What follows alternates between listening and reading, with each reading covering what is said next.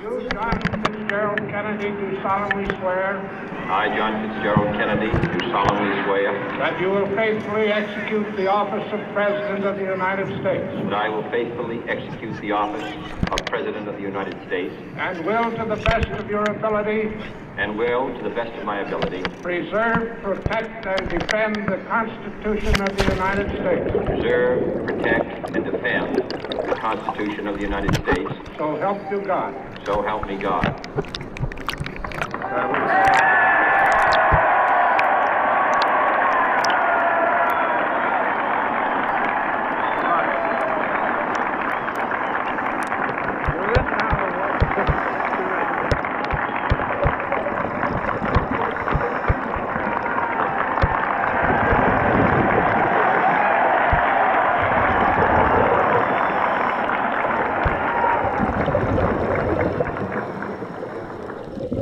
Vice President Johnson, Mr. Speaker, Mr. Chief Justice, President Eisenhower, Vice President Nixon, President Truman, Reverend clergy, fellow citizens. We observe today not a victory of party, but a celebration of freedom, symbolizing an end as well as a beginning, signifying renewal as well as change. For I have sworn before you and Almighty God the same solemn oath our forebears prescribed nearly a century and 3/4 ago. The world is very different now, for man holds in his mortal hands the power to abolish all forms of human poverty and all forms of human life. And yet the same revolutionary beliefs for which our forebears fought are still at issue around the globe. The belief that the rights of man come not from the generosity of the state, but from the hand of God. We dare not forget today that we are the heirs of that first revolution. Let the word go forth from this time and place to friend and foe alike that the torch has been passed to a new generation of Americans born in this century, tempered by war, disciplined by a hard and bitter peace, proud of our ancient heritage, and unwilling to witness or permit the slow undoing of those human rights to which this nation has always been committed and to which we are committed today at home and around the world.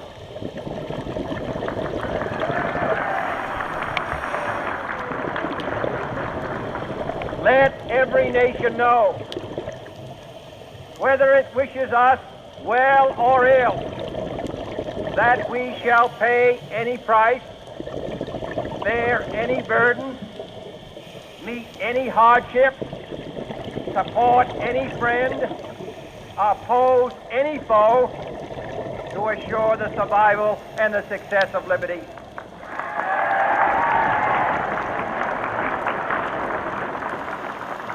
This much we pledge and more. To those old allies whose cultural and spiritual origins we share, we pledge the loyalty of faithful friends.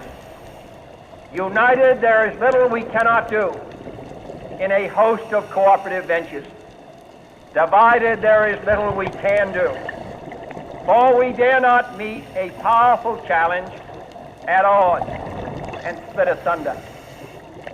To those new states whom we welcome to the ranks of the free, we pledge our word that one form of colonial control shall not have passed away, merely to be replaced by a far more iron tyranny.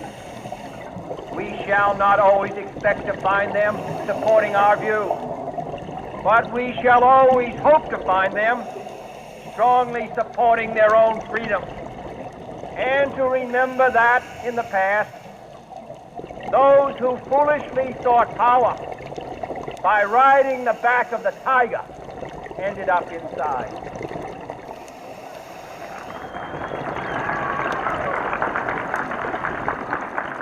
To those people in the huts and villages of half the globe, struggling to break the bonds of mass misery, we pledge our best efforts to help them help themselves. For whatever period is required, not because the communists may be doing it, not because we seek their votes, but because it is right. If a free society cannot help the many who are poor, it cannot save the few who are rich.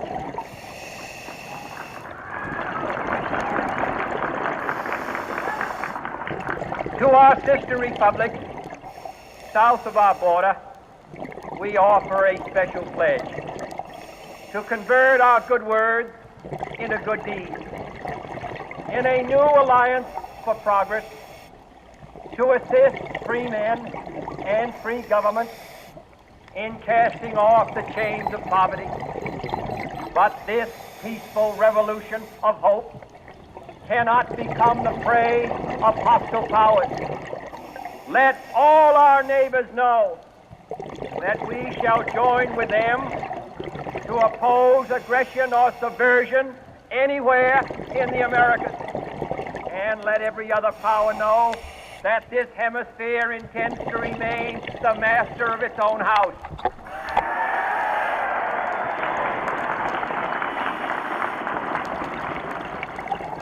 To that World Assembly of Sovereign States, the United Nations, our last best hope, in an age where the instruments of war have far outpaced the instruments of peace, we renew our pledge of support to prevent it from becoming merely a forum for invective, to strengthen its shield of the new and the weak, and to enlarge the area in which its writ may run. Finally, to those nations who would make themselves our adversary, we offer not a pledge, but a request that both sides begin anew the quest for peace. Before the dark powers of destruction, unleashed by science, engulf all humanity in planned or accidental self-destruction. We dare not tempt them with weakness, for only when our arms are sufficient beyond doubt can we be certain beyond doubt that they will never be employed. But neither can two great and powerful groups of nations take comfort from our present course, both sides overburdened by the cost of modern weapons, both rightly alarmed by the steady spread of the deadly atom, yet both racing to alter that uncertain balance of terror that stays the hand of mankind's final war.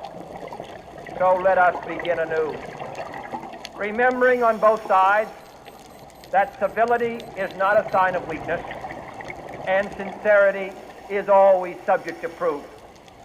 Let us never negotiate out of fear, but let us never fear to negotiate.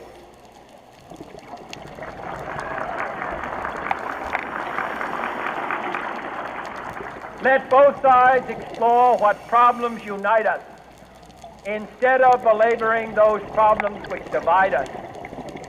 Let both sides, for the first time, formulate serious and precise proposals for the inspection and control of arms, and bring the absolute power to destroy other nations under the absolute control of all nations.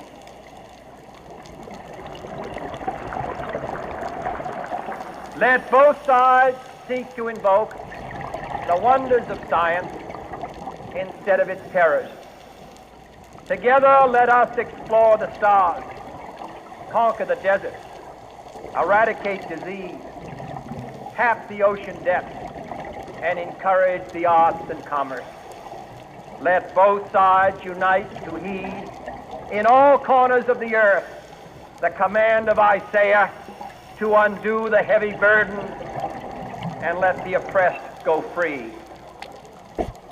And if a beachhead of cooperation may push back the jungle of suspicion, let both sides join in creating a new endeavor. Not a new balance of power, but a new world of law, where the strong are just, and the weak secure, and the peace preserved. All this will not be finished in the first 100 days, nor will it be finished in the first 1,000 days, nor in the life of this administration, nor even perhaps in our lifetime on this planet. But let us begin.